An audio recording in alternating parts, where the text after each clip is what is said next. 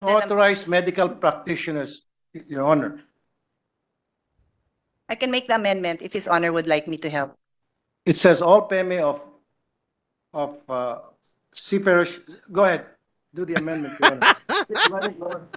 Sabi ni Tulfo, sige, paltan nyo na lang. Bakit ganun? Ikaw yung sponsor dito, Tulfo. Ikaw yung dapat nasusunod dito. Rafi Tulfo, napahiya at nautal daw kay Pia Cayetano. Grabe naman to si Coach Jarrett, daming tawa. Ako sa mga Tulfonatics, hindi po ako tumawa.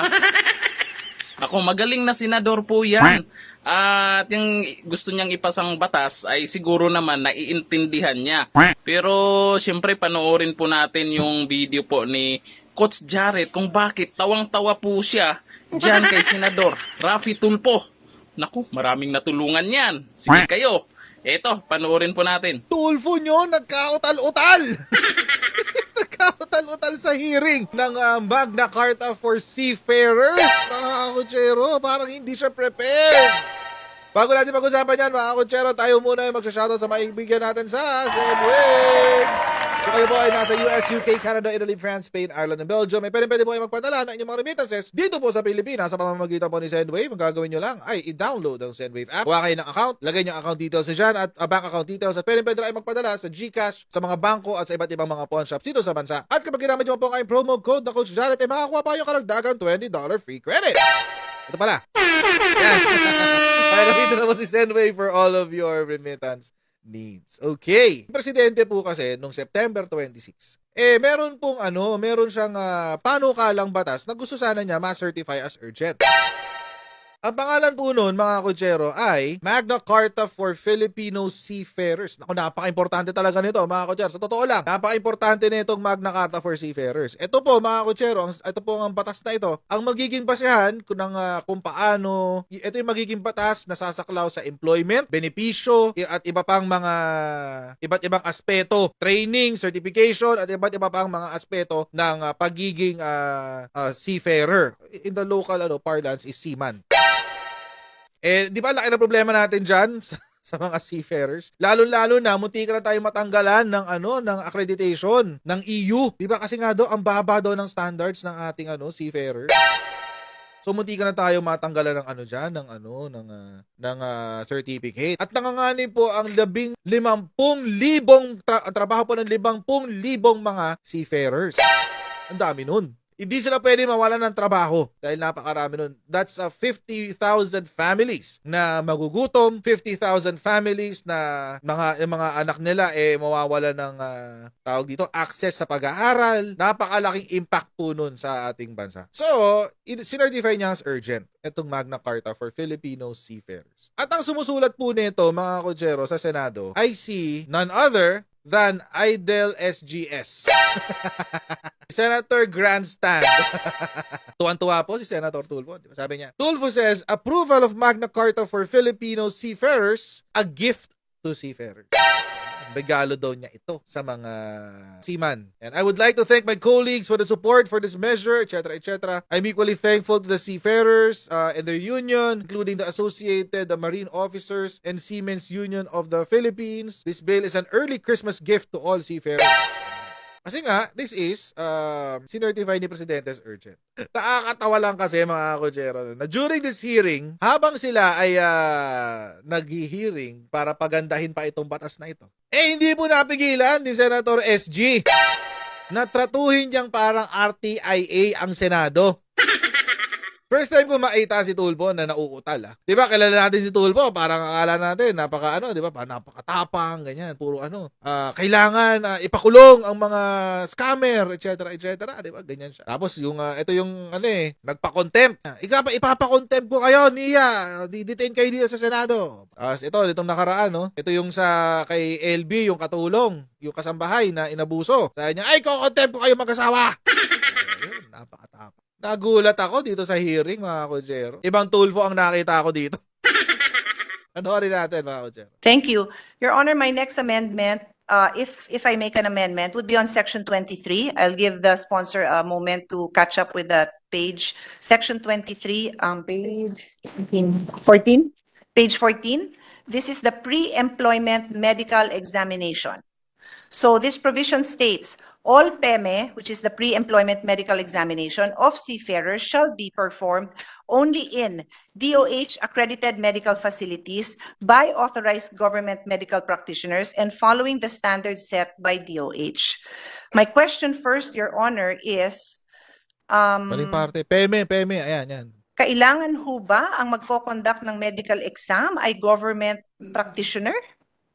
No, government accredited medical facilities. Ay. That, a facility, it doesn't have to be government, but it has to be accredited by the government. He's not, DOH, meaning government here refers to DOH, should be accredited by the Department of Health.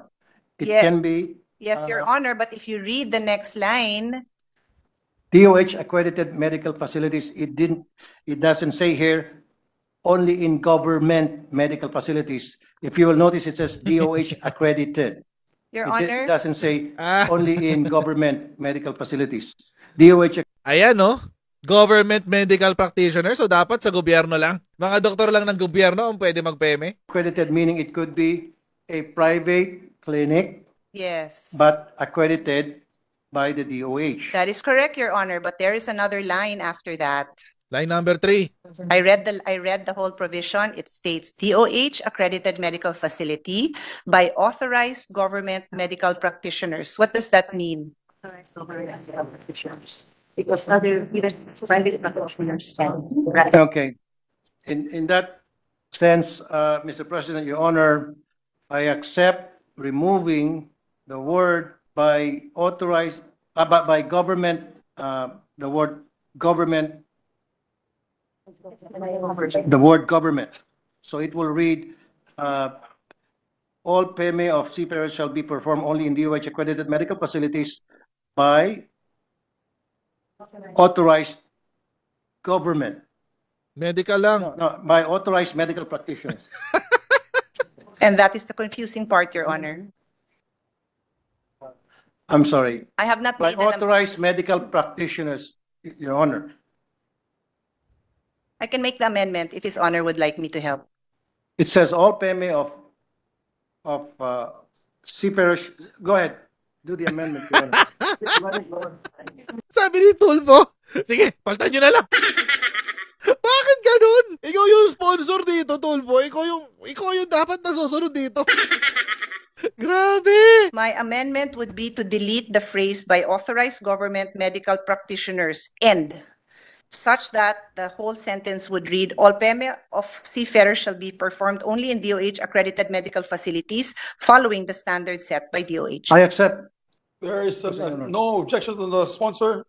Amendments approved. Yan. Thank you, Mr. President. Ito yung totoong trabaho ng senador. Gagawa ka ng batas, ide-defend mo yung batas mo, line per line ha, tinan yung ginagawa dyan. No? Kaya may number sa gilid. Tinan nyo yung sa gilid. Diyan may number. 1, 2, 3. Kaya may ganyan yan. Para habang binabasa, madali ka magre-refer. Section 23, line number 2. Para kapag i-amend, line number 2 and 3. I-amend natin. Diba? Ganun dapat. Yan po ang totoong trabaho ng senador. This one is just a clarification. If it is clear to His Honor, then I will not have to make an amendment. Page 14, Section 25, on training and Ito qualification. training. Ayan. Ito, ano to? It states, only seafarers certified by appropriate government agencies according to the STCW and other applicable international standards shall be allowed to work and be employed on board a ship. Mga kotsero, ito malaking issue to. Kasi itong STCW na yan for seafarers. Ito po yung yung requirement na sumablay tayo sa EU. At kapag hindi po ito na-update, hindi po ito nagawa, baka tuloy-tuloy pong mawalan ng trabaho yung ating mga seafarers. Kailangan ho nila yung certification na yan. Kaya kailangan po ito malinaw na malinaw to. Panoorin niya. Who are these appropriate government agencies? Is this clear in the bill? Sino daw magsasertify? Sinong ahensya daw magsasertify? We're talking here of Marina, Mr. President, Your Honor. Is it clear in the bill? It is specified on the role of government agencies, Your Honor, Mr. President. What section is that, Your Honor, Mr. President? Ako nahirapan sa inyo eh. Siya daw nahihirapan sa kanila. Sa mga abogado niya. Bilang sponsor netong batas na to, you should know the law that you wrote. bilang sponsor nitong batas na to, ikaw dapat ang nakakaalam ng batas na to back to back. Dapat, kahit nakapikit ka, alam mo kung saan hahanapin yun. Yung sinabi mo kasi, nandoon yun sa role of government agencies. Kasabihin mo anong section, something, whatever that is.